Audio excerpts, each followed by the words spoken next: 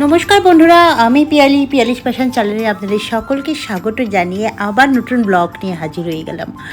বেরোলাম, যাবো হচ্ছে বেলুড় মঠ। কারণ বেলুড় মঠে আমি কোনোদিন যাইনি, ফার্স্ট টাইম আমার বেলুড় মঠে যাওয়া। সকালে যাবার ইচ্ছা ছিল কিন্তু সকালে হয়ে উঠলো না। এখন ওই 3টের মতন বাজে। আমরা 3জনে মিলে বেরিয়েছি বেলুড় মঠ যাবার জন্য। আর মায়েদের যেতে অনেকবার বলেছিলাম, মায়েরা যায়নি। মায়েরা বললো তোরা ঘুরে আয়, আমরা বাড়িতে থাকি, পরে কোনো একদিন যদি সকালে যাই তখন তাহলে আমরা যাব। তো আজকে 3জনেই যাই, গিয়ে বেলুড় মঠ ঘুরে আসি। আর ইচ্ছা আছে সন্ধ্যা আরতিটা দেখার। তো অনেক দিন ধরে ইচ্ছা যে বেলুড় মঠ যাবো। হ্যাঁ, তুমি বলবে। অনেকদিন ধরে ইচ্ছা বেলুড় মঠ যাবো, যাওয়ার হচ্ছে না। আর ও কি কথা বলছে সেটা শুনে নিই, বলো। শুধু আমার বেলুড় মঠটাতে এই যে শুভকে দেখুন কি করছে। শুভ ডাইভ করছে। উইকেন্ড মানেই আমরা কোথাও না কোথাও যাই। তো আজকে সেরকমই একটা উইকেন্ড, মানে সানডে মানেই আমরা কোথাও না কোথাও বেরোবো। তো এই বেলুড় মঠই যাই আজকে, বেলুড় মঠ ঘুরে আসি। না, আজকে সানডে তো, বাবার ছুটি মানেই সানডে। এটা মানডে। আচ্ছা মানডে, আচ্ছা ঠিক আছে, মানডে কাল হবে। তো আজকে যেহেতু সানডে তাই আমরা বেরোবো কোথাও না কোথাও। তো বেলুড় মঠ যাই। তো বেলুড় মঠ পৌঁছে আবার ক্যামেরা অন করবো।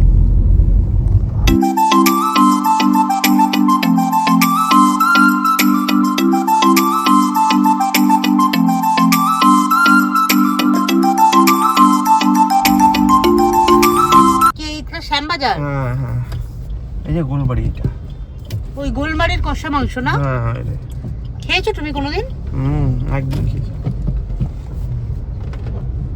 কালো টাইপের দেখতে হয় না? হ্যাঁ। কোথায় আসলাম এটা? বড়নগর ঢুকছি। ব্যারাকপুর থেকে যখন আসলাম তখন সন্ধ্যা হয়ে গেছিল, বুঝতে পারছিলাম না কোনটা বড়নগর কোনটা শ্যামবাজার।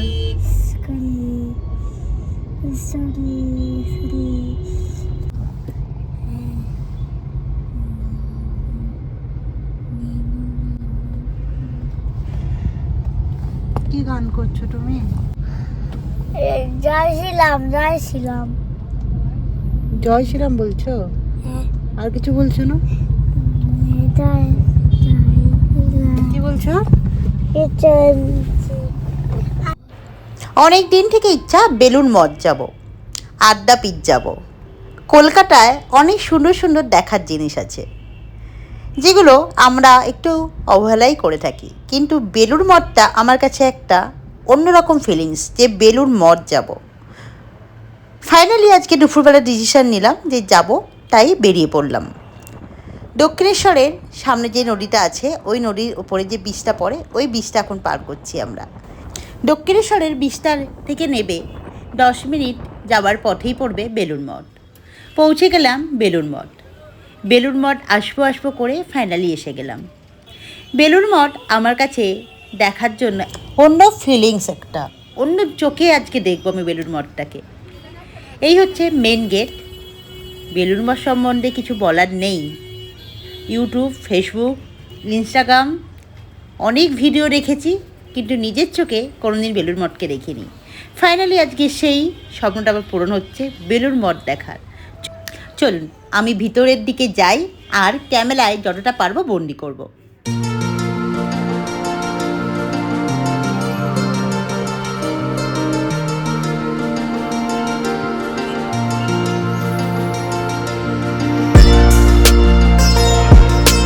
আর যেহেতু সানডে, বেলুড় মঠে ভিতরটা দেখলাম ভীষণ ক্রাউড।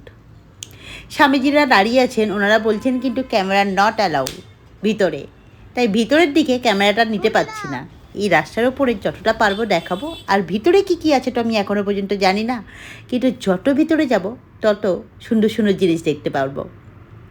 ভিতরের বাগানটা দেখুন, বাইরে থেকে তুললাম, কত সুন্দর না, কত সুন্দর মেনটেন।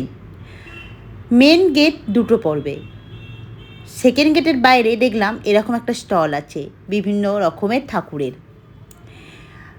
বেলুড় মঠের ভিতরটা কিন্তু ওয়েল মেনটেন। আমার তো দেখে মনে হচ্ছে কত সুন্দর। আর এখানকার প্রকৃতিটাও কি সুন্দর, তাই কি না?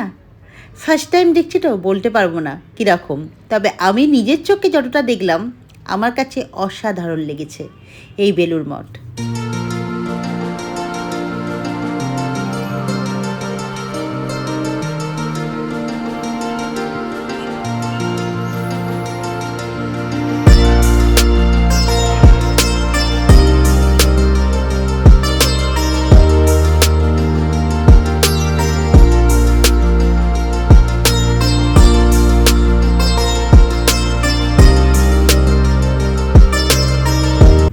বেলুড় মঠ নিয়ে অনেক ভিডিও দেখেছি, অনেক কিছু দেখেছি, তাই আমার এখানে কোনো কিছু বলার নেই।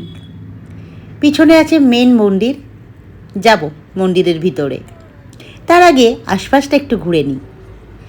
কোন বিল্ডিংয়ের কি নাম কিছুই আমি এখনও জানি না, তবে দেখতে থাকছি নিজের চোখে আর ভাবছি কত সুন্দর, কত কিছু দেখার আছে না আমাদের এই কলকাতা শহরে।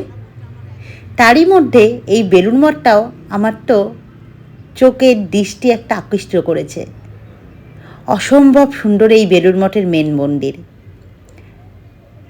এত লোকজন আছে কিন্তু তার সত্ত্বেও এত নিট অ্যান্ড ক্লিন বলে বোঝানো যাবে না। চলুন এবারে একটু নদীর ধারের দিকে যাই। নদীর ধারে যাবার আগে দু সাইডে দুটো মন্দির আছে, আর এখানে অনেক মন্দির আর অনেক গাছগাছালিতে ভর্তি। যেমন এই একটা মন্দির, গিয়ে দেখলাম কোনো এক স্বামীজি। পরে তো আমি নামগুলো পড়ছি না, কারণ এখানে নামগুলো লেখা নেই, তাই বুঝতেও পারছি না কোন ঠাকুর বা কোন স্বামীজি। শুধু আমি দুজনকেই চিনি, এক হচ্ছে মা শারদা আর স্বামী বিবেকানন্দ, আর রামকৃষ্ণদেব, ওটা সবাই চেনে, সেরকম আমিও চিনি। তাই ওনাদের তিনজনকেই চিনি, আর বাদবাকি কাউকে চিনি না। যতটুকু পাচ্ছি দেখে নিচ্ছি। যখন একবার বেলুড় মঠে আসার সুযোগ পেয়েছি, নিজের চোখ ভরে বেলুড় মঠটাকে ঘুরে নিই। আবার কিনা কবে আসতে পারবো, যখন এসেছি তখন তো ঘুরবই। সেই নদীর ধার কত ভিডিওতে দেখেছি, ওই পারে দক্ষিণেশ্বরের মায়ের মন্দির আর এই পারে বেলুড় মঠ। যাচ্ছে একটা সুন্দর লঞ্চ, দাঁড়িয়েও আছি নদীর ধারে। চলুন, জোয়ার আছে, একটু ঠান্ডা ঠান্ডা জল তুলে নিই হাতে। গঙ্গার ধারে এসেছি, অত নদীর জল একটু মাথায় দেবো না তা তো হয় না, তাই নিজে একটু তুলে মাথায় দিলাম আর বাড়ির সকলকেও দিয়ে দিলাম। চলুন এবার বাদ বাকিটা ঘুরে নিই। এই নদীর ধারেও ভীষণ ভিড়, কারণ একটু গরম পড়ে গেছে তো, আর ঠান্ডা ঠান্ডা একটা সুন্দর বাতাস দিচ্ছে। কিছুক্ষণ মনে হচ্ছে এই ঘাটের সিঁড়িতে বসে থাকি, কিন্তু বসার জায়গাটা নেই, এত পরিমাণে মানুষজন। আর এখানে গাছের মধ্যে কি সুন্দর পাখির কোলাহল, কত সুন্দর জায়গা। আমার তো চোখ সার্থক হয়ে যাচ্ছে, মনে হচ্ছে আমি এখানে কেন সকালে এলাম না। তবে ইচ্ছা আছে কোনো একদিন সকালে আসব। শান্ত নিরিবিলি একটা পরিবেশ, শুধু পাখির কিচির মিচির আওয়াজ, আর সুন্দর ভেসে আসছে একটা মন্টপাট, অসাধারণ। আর এখানকার বিল্ডিংগুলো কত সুন্দর না, যেমন এই স্বামীজি যে বিল্ডিংয়ে থাকতেন সেই একটা মন্দির, আর এটাও তো মা শারদার মন্দির। চলুন, মন্দিরের ভেতরে তো ফোন অ্যালাউ না, তাই হাজব্যান্ডকে ক্যামেরাটাকে ধরিয়ে দিয়ে আমি ওপরে উঠলাম, দেখে আসি কোন ঠাকুর ভিতরে আছে। গিয়ে দেখলাম শারদা মানা রামকৃষ্ণদেবের একটা ছোট মূর্তি আছে। ওটা দেখে আমরা একটু আশপাশটা ঘুরে নিচের দিকে নেমে এলাম। এবার যাব মেন মন্দিরে। জিজ্ঞাসা করে এসেছিলাম, 6:15 বললো সন্ধ্যা আরতি শুরু হবে মেন মন্দিরে, তো ওখানেই যাব। আর এখানে কি সুন্দর গাছগুলো না, কত সুন্দর, কত কালারিং ফুল আর কত পাখির কোলাহল। এখানে একটা চার্ট আছে কোন দিকে গেলে কোন মন্দির আছে। একই জায়গায় যে এত মন্দিরের দর্শন আমি করতে পারবো সেটা ভাবিনি। আমার কল্পনারই বাইরে ছিল যে বেলুড় মঠ এত সুন্দর হয়। এখানে এখন আরতি হচ্ছে আর অনেক মানুষের ভিড়। আরতিটা দেখলাম, এখন ভোগ দেবে, খিচুড়ি ভোগ। ওটা দিতে অনেকটা টাইম লাগবে, যেহেতু আমরা অনেকটা পথ আবার যাব, তাই বেলুড় মঠটা ঘুরে আমরা বাড়ির পথে বেরিয়ে পড়ব। এখানে অনেক কিছু লেখা আছে, কোন দিন কী আছে, কোন দিন কোন অনুষ্ঠান আর কবে দীক্ষা নেওয়া হয় এইসব লেখা আছে। বেরিয়ে একটু আইসক্রিম খেলাম, কারণ আইসক্রিম সবসময় আমার ফেভারিট। বেলুড় মঠের এই মেন গেটের বাইরেই আছে এরকম স্টল, অনেক ধরনের খাবারের জিনিস আছে। তো ওখান থেকে ফাইনালি একটা আইসক্রিম খেলাম, কারণ আমার ছেলের জেট একটা আইসক্রিম তো খেতে হবে, তাই ওকে খাইয়ে দিলাম। আর আমরাই বা কেন লোভ সমঝোটো করি, আমরাও একটা খেয়ে নিলাম আইসক্রিম। মেন মন্দিরের ভিতরে রামকৃষ্ণদেবের যে মূর্তিটি আছে দেখে মনে হচ্ছে স্বয়ং উনি নিজে বসে আছেন, এত সুন্দর। আর এই মন্দিরটি হচ্ছে মা শারদার, উনিও এখানে সুন্দরভাবে বসে আছেন। আমাদের বেলুড় মঠ ঘোরা হয়ে গেল, বেলুড় মঠটা খুব ভালোভাবে ঘুরলাম। তো আজকে ক্যামেরাটা যতটা পেরেছি বন্দি করেছি, কারণ বেলুড় মঠের ভিতরে ক্যামেরা অ্যালাউ না। বাইরে যা তোলার সব তুলতে পারো, কিন্তু মন্দিরের ভিতরে ক্যামেরা একদমই অ্যালাউ না, করলেই ফাইন। তাই ভাবলাম ভিতরে না করে আমি বাইরে থেকেই পুরো ব্লগটা করেছি, আর যতটা পেরেছি ক্যামেরা বন্দি করেছি, আর নিজের চোখে বাকিটা দেখেছি। আর বাকিটা যারা না দেখেছেন তারা একবার বেলুড় মঠ এসে ঘুরে যান, খুব ভালো লাগবে। আর সকালবেলা এলে সব থেকে ভালো লাগবে, বিকালবেলা মারাত্মক ভিড় ছিল, যেহেতু আজকে সানডে ভিড়টা একটু বেশিই ছিল।